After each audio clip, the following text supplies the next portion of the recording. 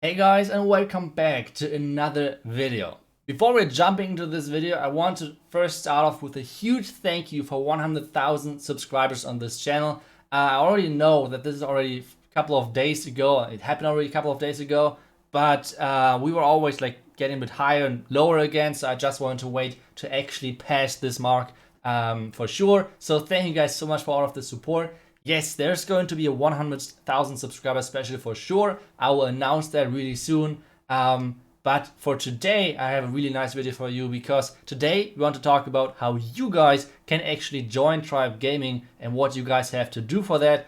What do you guys need to do for that and everything on. And during explaining all of this to you guys, we will take a look at a war which just recently happened. It was the playoff war of the CWLE Elite Division. And there was a Tribe Gaming versus Inquisition match, so we take a look at that in a second. And one quick reminder, today at 8 p.m. CET, there's going to be a stream. Not 100% sure yet if I'm going to stream Legend Attacks or like a match, which I'm trying to figure out right now. But still, if you want to check this out, make sure to hop in today at Twitch. I'm always streaming at Twitch. It's kind of like depending on the notification system of YouTube. But yeah, I'm always streaming on Twitch, so if you want to check that out, make sure to hop over there. But for now, let's check out the war. We said he lost by 3-star, was kind of unfortunate, but that's how it is. Sometimes you lose, sometimes you win. But on this one, we lost by 3 stars. And before we get into this, I want to play with open cards. For all of you guys who are saying, okay, let's try to get to Tribe Gaming to play with Itsu.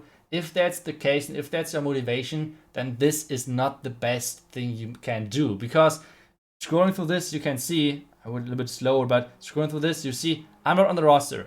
The reason for that is because I just can't find the motivation for those huge wars, like those 25 versus 25. For me personally, the only system right now which is like making a lot of fun to me is the 5v5 with only 1 attack each.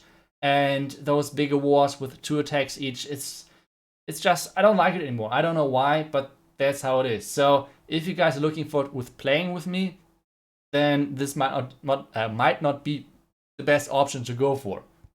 But let's start with the first attack. And one thing which I want to say already is that in the entire video, there won't be a single hybrid attack. So you guys will see a lot of air attacks because air right now is really strong, especially on bases like these 4 ground expos. So that's kind of inviting for those air attacks. But for first, let's talk about how you guys can join Tribe Gaming if you just want to play with one of the best groups in the entire world, a couple of the best clashes in the entire world, and how you guys can join.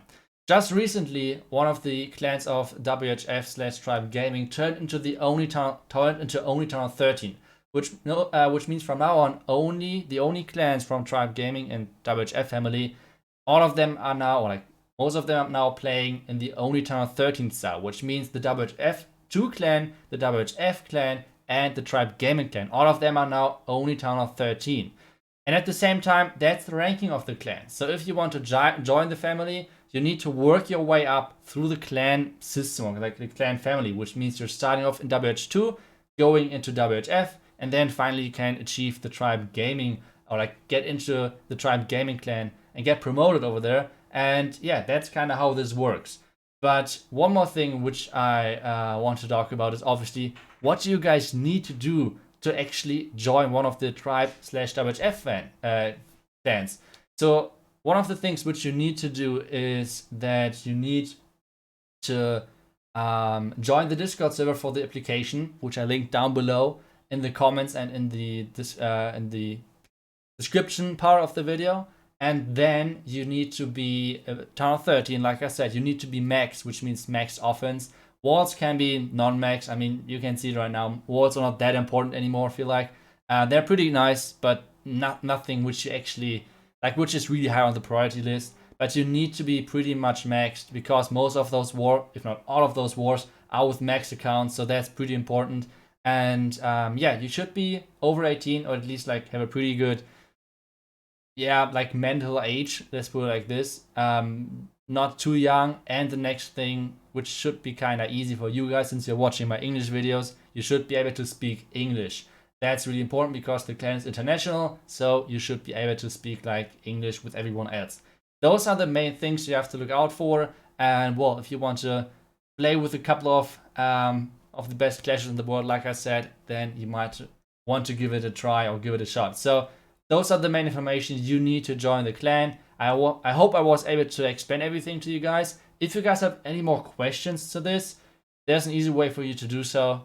Just ask in the comments down below. One quick note on that, since I have 2 channels and I'm uploading every single day on them, which means like 1 English video, 1 German video each day, it's really hard to keep track of all of the comments. So if you comment in the first 24 hours, it's kind of likely that I will notice it and answer it. But if it's like after that, it's really hard for me to like keep track of, especially like trying to answer like on 2 channels all of the comments and everything. It's just too time consuming. That's just not possible. I hope you guys understand that.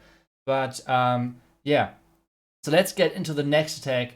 And like I said, from now on, this was like that's it with the application, like how you guys can join part. Now we want to talk about a couple more attacks, because like I said, right now all of those ground attacks are so freaking all of those air attacks, sorry, are so freaking powerful, because there are so many bases like this. 4 ground expos. I already showed you guys this in the first base. That was once again like as well all of those ground expos. And on this one, it's once again the same. What he's doing over here is trying to go for a nice drag bet. And if you guys are wondering, Itsu, why exactly is Zerg using 2 super wall breakers with already have used every single ground troop in his army?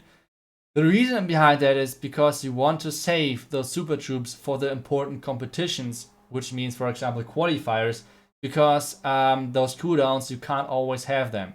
So all of the top players always try to save their super troops, especially the super wall breakers. So if you would delete them, they would have been gone from your army camp, and this is why he's just bringing them just to swag, I guess. So that's something which is super annoying, and that's something which I hate, the freaking cooldown of the super troops. And it's just stupid. I don't get it why it's in the game, but that's a different topic once again. But yeah, that's the reason why he has 2 super wall breakers in his army composition. That's not because the attack is really fitting to this. It's just because he isn't planning to lose them anytime soon. Because if you do those attacks in a friendly war, you won't lose your army. So he won't lose his super wall breakers. That's something which is super important.